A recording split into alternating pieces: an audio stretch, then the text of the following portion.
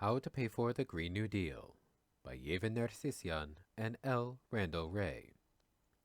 An Equitable Strategy, Integrating Maynard and Bernie Plans. We provide our estimate of the net demand on resources in the next section. We are not convinced that the Green New Deal will place so much demand on the nation's resources that inflation should be a big worry. However, we admit that there are lots of uncertainties involved, both with regard to our very rough estimates, but also with respect to the politics involved. If we had the kind of leadership that America enjoyed under President Franklin Delano Roosevelt, we would be comfortable in our claim that the Green New Deal could be implemented without necessitating taxes or other methods of reducing demand elsewhere. We would be fairly confident that destructive and wasteful applications of resources could be phased out as constructive Green New Deal projects were phased in.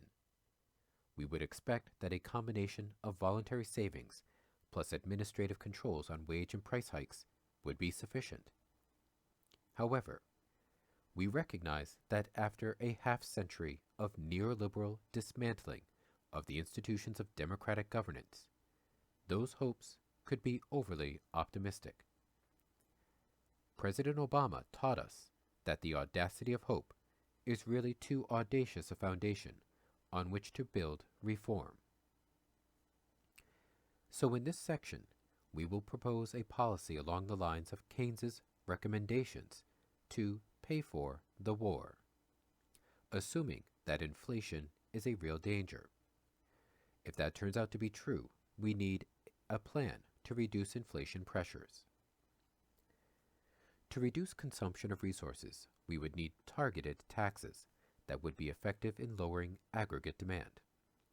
Taxes on consumption and wages are highly effective in lowering demand, but will not be politically popular, and not especially fair either, given the stagnant wages for the last 50 years.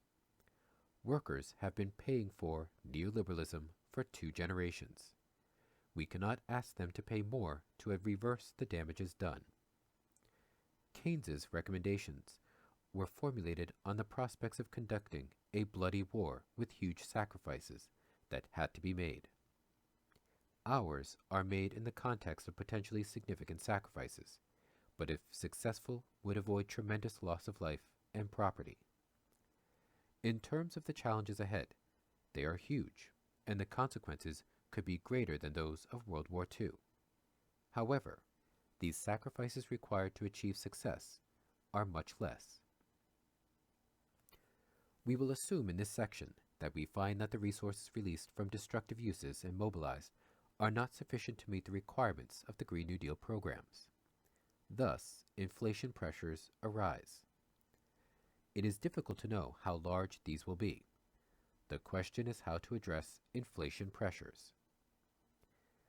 Note that we do assume that government will use other means to constrain prices, including cost controls in the single-payer system, as well as prioritizing spending over the decade during which Green New Deal projects are phased in. We also include new taxes on high incomes and high wealth, but we do not expect those to have a significant effect on freeing resources for the Green New Deal. Hence, we need to reduce consumption demand by the less fortunate bottom 90% of Americans. However, this should be imposed in a progressive manner, with exemptions for the lowest income earners, and any reduction of consumption should only be temporary and accompanied by a clear promise of a better standard of living later.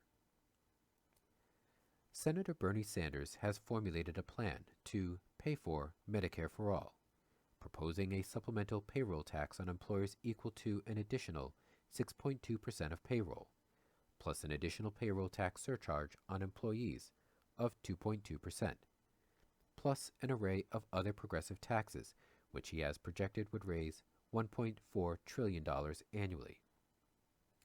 Footnote 24.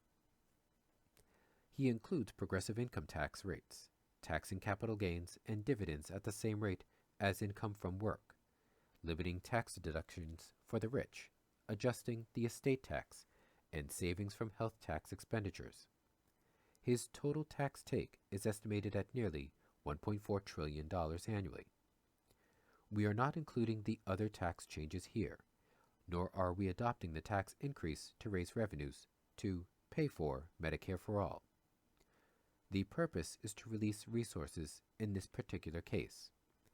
It is to postpone consumption by deferring income. End footnote. While we do not agree with his goal of raising revenue to pay for programs, we follow his lead in designing a method of reducing consumption to alleviate inflation pressure. Many fear that if the costs of medical care are shifted to the government, that creates a large windfall for both employees and employers who no longer have to pay health insurance premiums. They would raise their spending by the amount of those savings, causing inflation. Let us deal with the employer and employee windfall separately.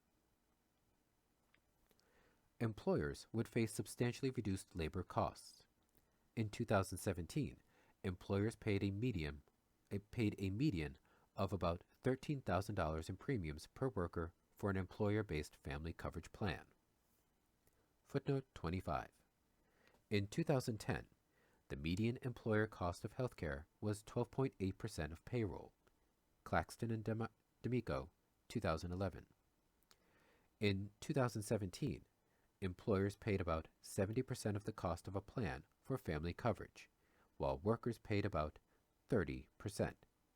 KFF 2017. End footnote.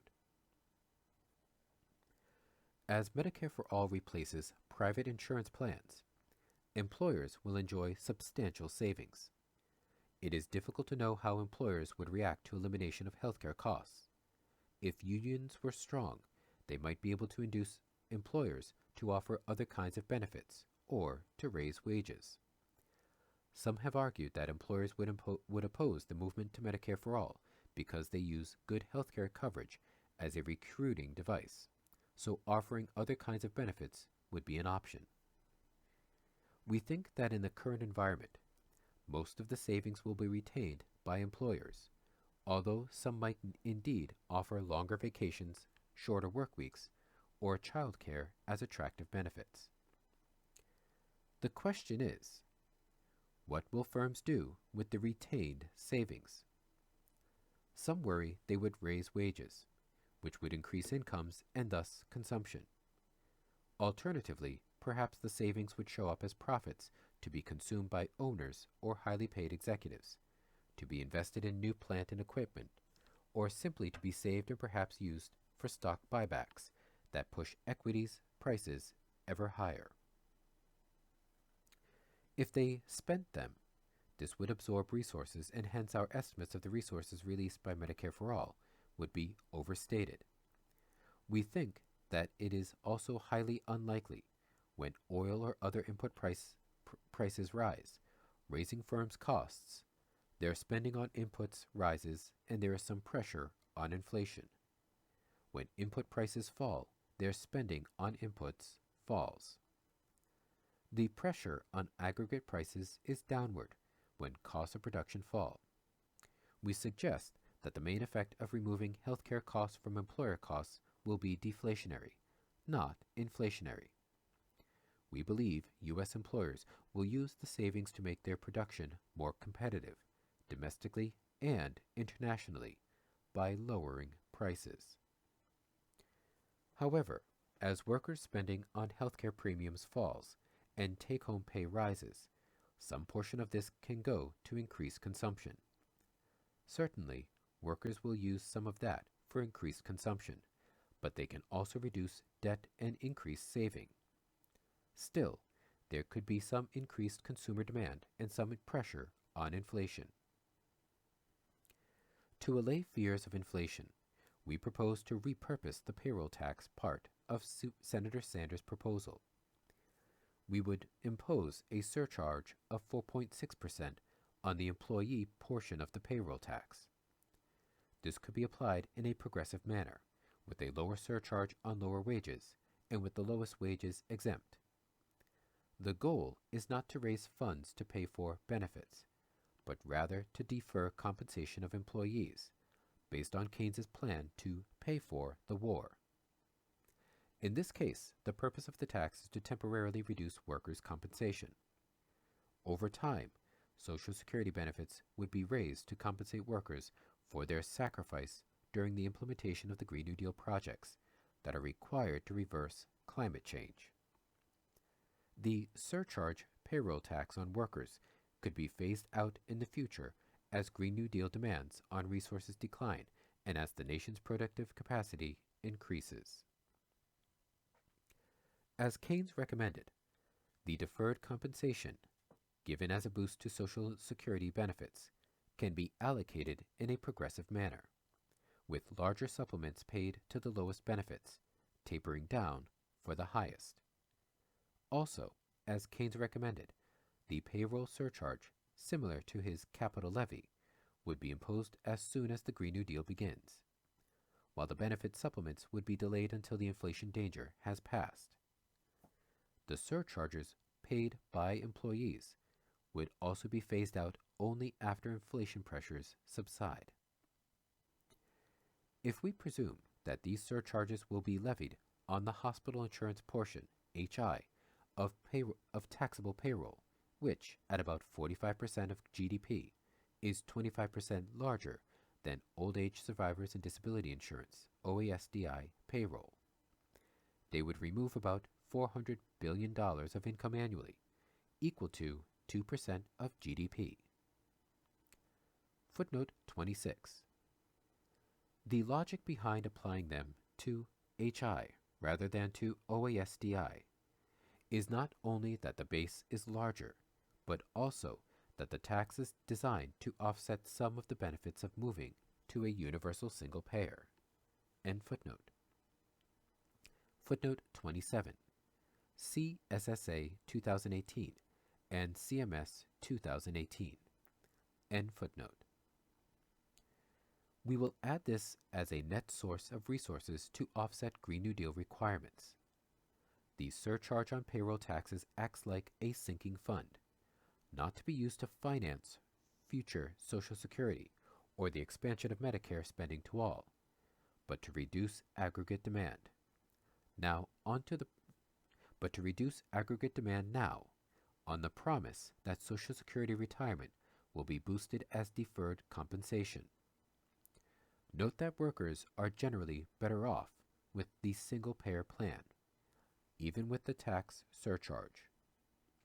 Footnote 28. The median wage is about $32,000. The average annual premium for family coverage is over $19,000, of which about $13,000 is paid by the employer and $6,000 is paid by the employee. By contrast, the payroll tax surcharge would be $1,472 on the median worker's wage. End footnote.